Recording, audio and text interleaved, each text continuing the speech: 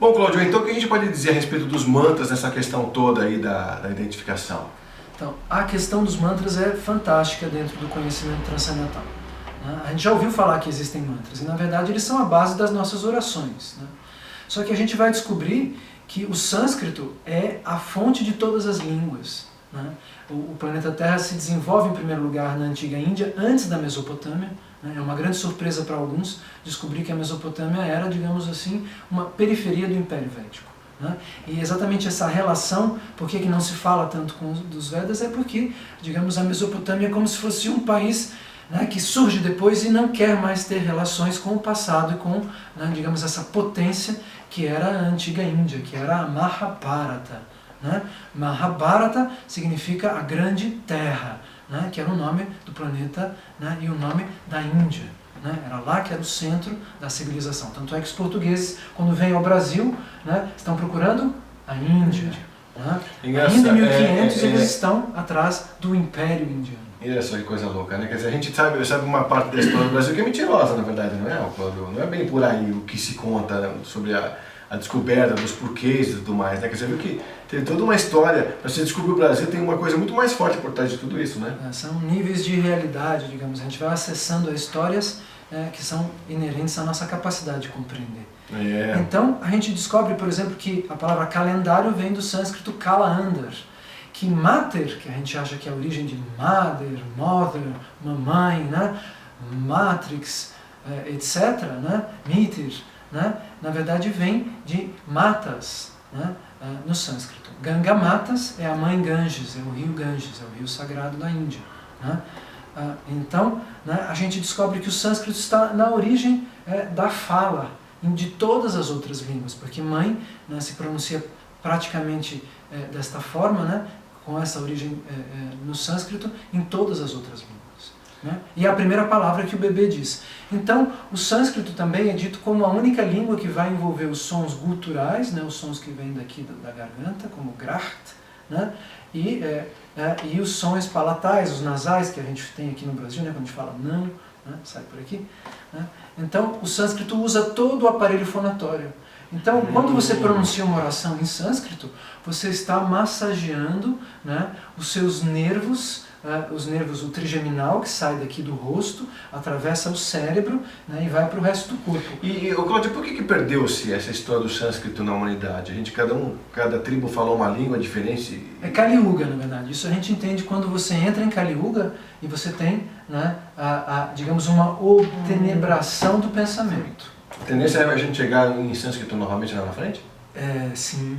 A gente vai se apaixonando pelo sânscrito e ele vai abrindo, os significados. O que isso significa? E o sânscrito é dito como a língua universal. É difícil de entender isso, mas os Vedas, a palavra Vedas quer dizer conhecimento. Então é como se os Vedas fossem um manual para o universo, para a existência. Legal. Mas dos mantras eu quero dizer mais uma coisa, chegar neles então. Quando você pronuncia um som, ele tem uma vibração sonora. A gente ouviu falar das ondas sonoras. Então, quando você pronuncia, por exemplo, o mantra para a deusa do conhecimento, a semideusa do conhecimento, Sarasvati. Om Shri Bij Sarasvatyai Namaha. Você está fazendo um som com a sua boca. Esse som cria uma geometria no espaço. Ele vai criar uma mandala. Esse é o sentido das mandalas, das jantras. Quem estuda a geometria sagrada pode procurar e descobrir que as jantras de Krishna são a origem da geometria sagrada. Elas estão contidas lá. Aquilo que nós chamamos de estrela de Davi, aqui no Ocidente, é a jantra de Krishna, e ela existe há mais de 10 mil anos. A gente tem inclusive provas interessantíssimas da relação entre os hebraicos e a Índia. Dizem que, segundo Max Müller, que é um estudioso de religiões comparadas, ele diz que o rei Salomão, na verdade, era descendente da dinastia de Yadava, que é a mesma dinastia onde Krishna se manifesta. Então, Yahvé, segundo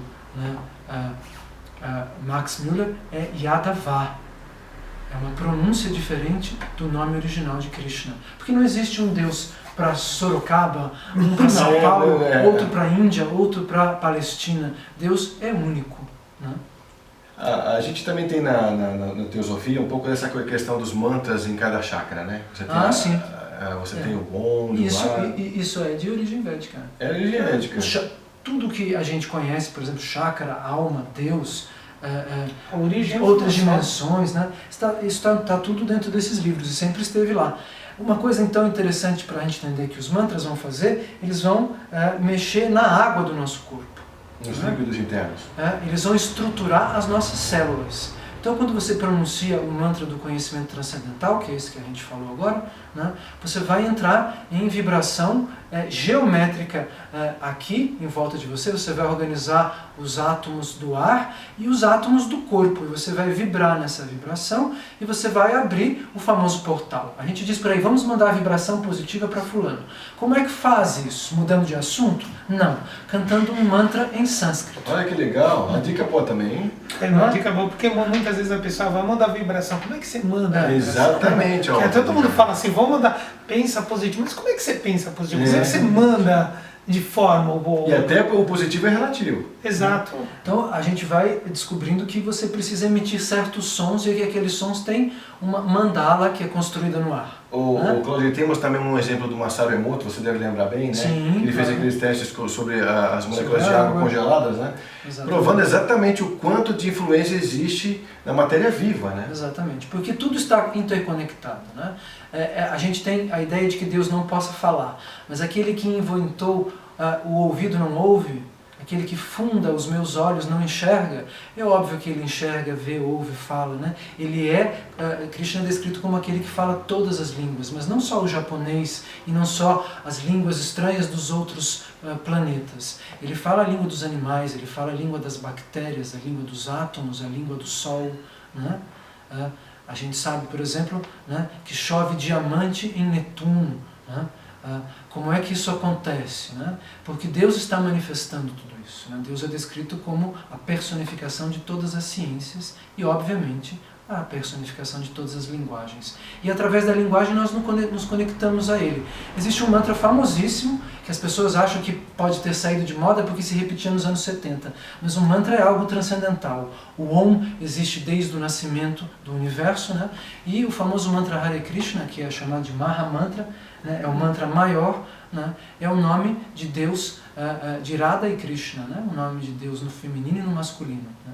Ele é descrito como algo que surge quando a parte feminina e masculina de Deus, né, se encostam, se tocam, né, se aproximam. E isso atravessa todos os universos materiais e chove como, né, um sol de amor e atravessa a matéria. Então quando a gente canta Hare Krishna, Krishna Krishna, Hare Hare, Hare Rama, Rama Rama. Que é a música que dos anos 70, né? Né? Todo mundo cantou com o George Harrison, né? Hare Krishna, Krishna Krishna, Hare Hare. Quando o John Lennon colocou naquele So This Is Christmas, né? Que termina com Hare Rama. Isso. Né? If you want it, se você quiser, cante Hare Rama, né? E o George Harrison, que é o Beatle mais longevo, assim, talvez... É mais esotérico dos quatro?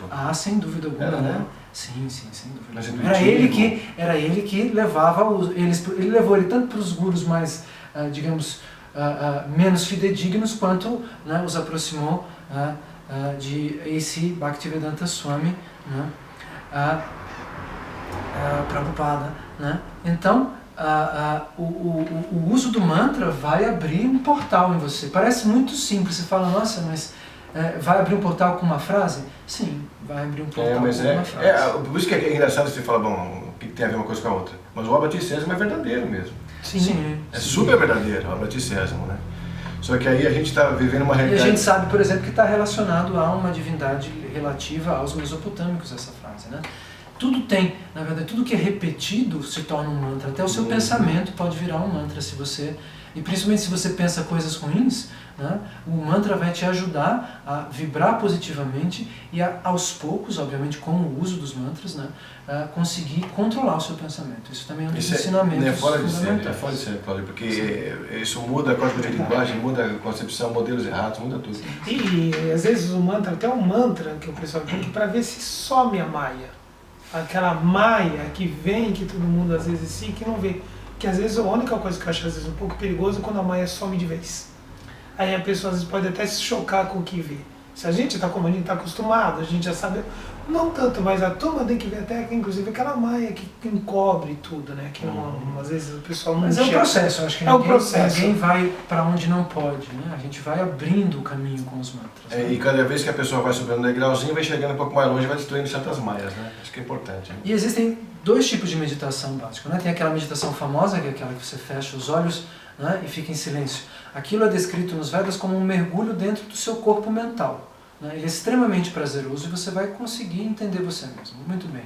Mas a questão do mantra, com o mantra você atravessa o universo, porque o universo é criado através do som. Né?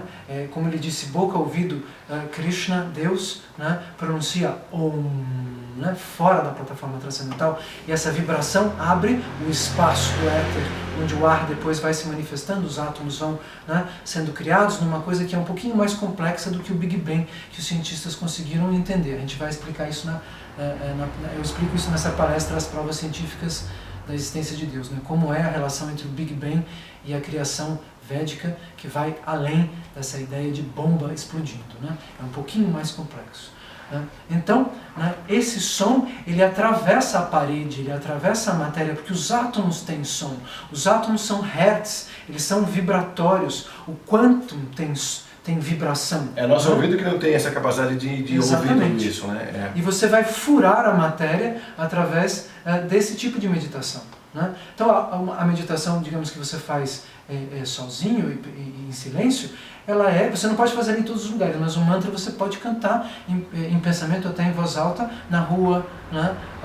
Dirigindo no carro. E tem a mesma força?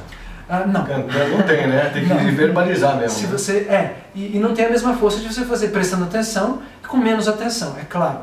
Mas é como um exercício. Se você faz o exercício, né, nas mãos para fortalecer o braço vendo TV, seu braço vai ficar mais forte. Se você vai para uma academia e faz uma coisa mais específica, né, é óbvio que a diferença existe se você se concentra, claro. Mas é melhor fazer sem se concentrar do que não fazer. Né? Na verdade, o mantra pode ser utilizado de alguma forma ele é melhor ser feito de algum jeito do que não ser feito. Né? Então, o Maha Mantra é fácil de você procurar na internet, escreve M-A-H-A, vai aparecer, né, aqui embaixo em poucos segundos. Maha Mantra. Está abusando do GC, pessoal. Está abusando do GC. Me perdoem.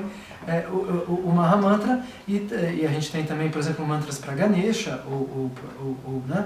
E você ensina tudo isso no curso lá? Sim, esse é o outro curso, né? Esse curso chama-se Arte e Cultura, né? Ou Arte e Filosofia, às vezes eu mudo, da antiga Índia. Vocês podem procurar, vai acontecer na Casa Jaya, né? E em outros lugares em São Paulo, e também a gente está disposto a viajar, porque é muito tão gostoso falar sobre o conhecimento védico, sobre as coisas transcendentais.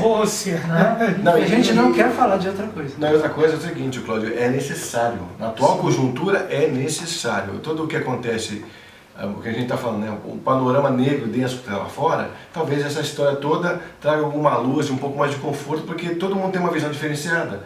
E isso é uma chave, uma grande chave mesmo, para chegar mais longe, né? Bom, pessoal, então a gente pode definir aqui que chegamos no finalzinho de mais um programa Tocando Oculto, hoje trazendo o Orlando de Freitas Júnior e também o Cláudio Nigro, comigo aqui, com o Fred João. E voltando então com um novo tema que a gente vai falar no próximo programa, falando sobre os extraterrestres, né, os UFOs, e tantas histórias bacanas em cima de uma dimensão superior. Então fique com a gente para o próximo programa.